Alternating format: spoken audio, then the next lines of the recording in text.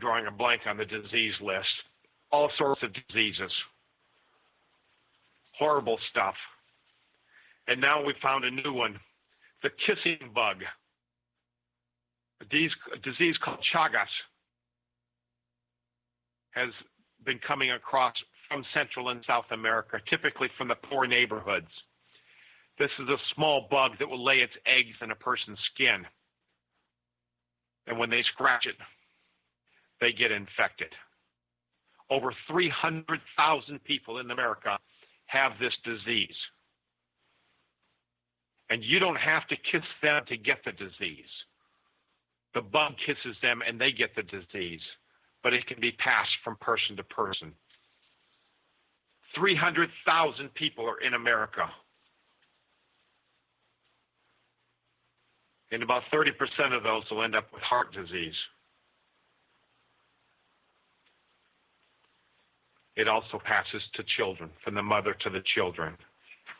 Just more horrible disease that Obama has brought in addition to the polio, the mono, strep. Things are changing, though, folks. We had an election last week, and it was a huge, huge change for the Christian Americans. A huge win. The left has poured millions, hundreds of millions of dollars into elections across the country. Some big money went into take Texas blue, trying to get Wendy Davis in as the governor. She lost by 23%. And her seat in the Senate, which she had to give up to run, is now taken by a Republican. Republicans took more state houses than they've ever had. We have a 100-plus year high of Republicans in the House. We now control the Senate. Things are going to change. Texas, with Governor Perry, with the incoming governor, Greg Abbott, they're taking a tough stance. They're going to draw a line. If Obama goes forward with this threatened amnesty, where he's planning on doing a blanket, between now and 2016, he's planning on 10 million illegals being given amnesty and given work permits. That's 10 million people that are going to be out there looking and taking jobs from Americans that are chasing the same jobs. And these illegals will do it for cheaper. He's going to destroy our economy even more than he already has. But Texas is drawing a line. And if Obama even starts to sign the documents to create amnesty, the lawsuits will be flying. We'll have the Border Patrol, we'll have the border sealed up on the Texas side with the Texas National Guard. They're not going to take it. It would destroy the economy in Texas, and it will destroy the economy in America, and it's time to stand tough. Up next, the number 2 race baiter, number 2 right behind Obama himself. The number 2 race baiter in America is Eric Holder, the Attorney General, who's already given notice that he's going to resign. It's well known that he's on the verge of being impeached himself, so he wants to exit before that can happen. Obama's trying to nominate another black, radical, racist attorney to take his place. But it's not going to be an easy move. Loretta Lynch is going to have to answer to questions. She's going to be grilled severely on what her stance is on Obama's signing an executive order to create amnesty and all the other executive orders where he has been creating law and changing law, which is purely unconstitutional.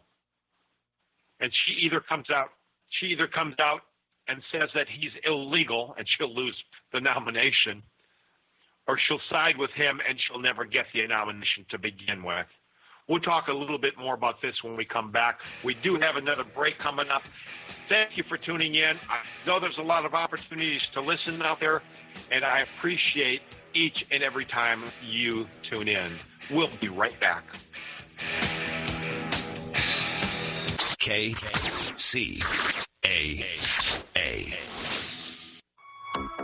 Tom O'Halloran, holding the line against tyranny from Washington, D.C. I am America. One voice, united we stand. I am America. One hope to heal our land. There is still work that must be done. I will not rest until we won. I am America.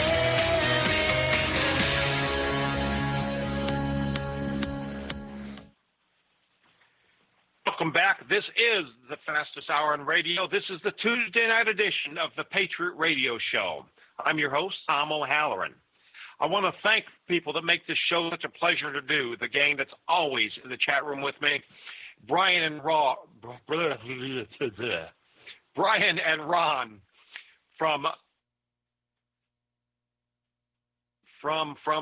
Halls of Valhalla Radio Show. If you go to Patriot-Radio-Show.com, click on the link at the very top of the center column. It says Radio Shows I Like. At the top of that list, you'll see the Halls of Valhalla. These cats put on a show. It's BR Radio, The Last Stand, Sundays at 8 o'clock. They do a couple hours. It's a great show. The chat room is always full, and they've got some of the best guests, the guest hosts and visitors. You'll surely enjoy the time. Next up, Dale. I appreciate you showing up each week, brother. And Veronica Coffin, my editor. I told you about her early in the show. She's a workhorse. She maintains the blogs, the networks, and Ron in the chat room is asking if I've been drinking. No, I paid good money to get my eyes fixed, and now my mouth isn't working. Veronica, I appreciate you more than I'm allowed FCC rules to even say. Thank you for all you do. Also, John Watanabe, you heard him introduce me at the beginning of the show. When I stumble, he catches it. He makes the show sound good on your end, and I appreciate him every time he makes the show run.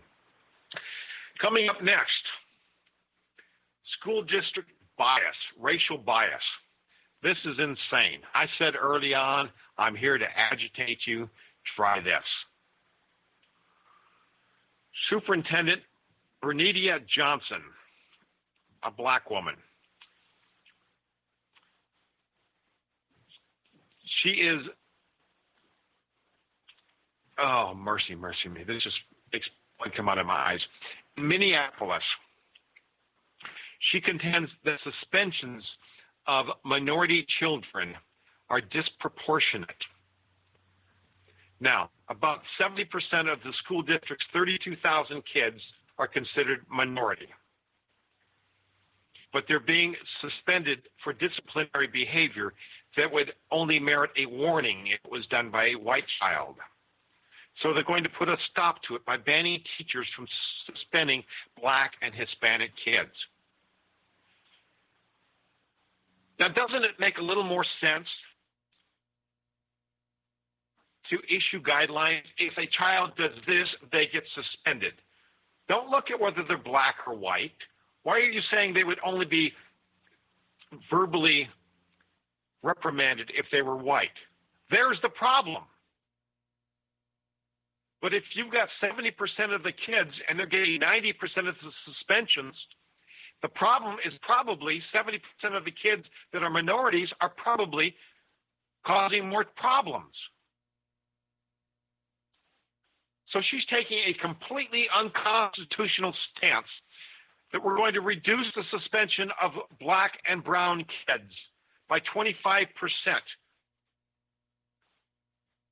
by 2016, by 75% by 2017 and by 100% by 2018.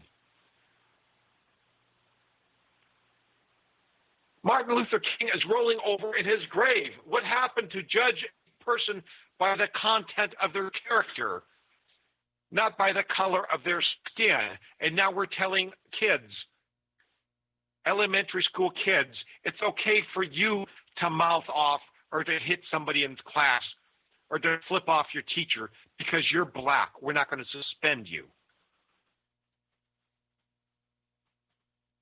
But a white person gets suspended for the same thing. This is not only vulgar, it's not only wrong, it's unconstitutional. The guidelines should state, for speaking out in class, you get a reprimand. For throwing something, you go to detention.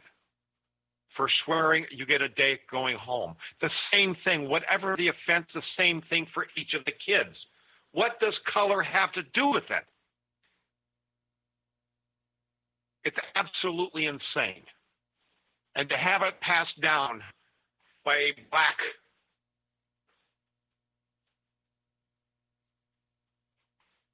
superintendent just further shows what's being allowed to happen under the Obama administration. It's like when the incident in Ferguson happened. There go Al Sharpton and Jesse Jackson. Here comes Holder coming into town because a black person was shot. Never mind the fact that the evidence in the end, after all the investigation, the evidence showed that the officer had been attacked.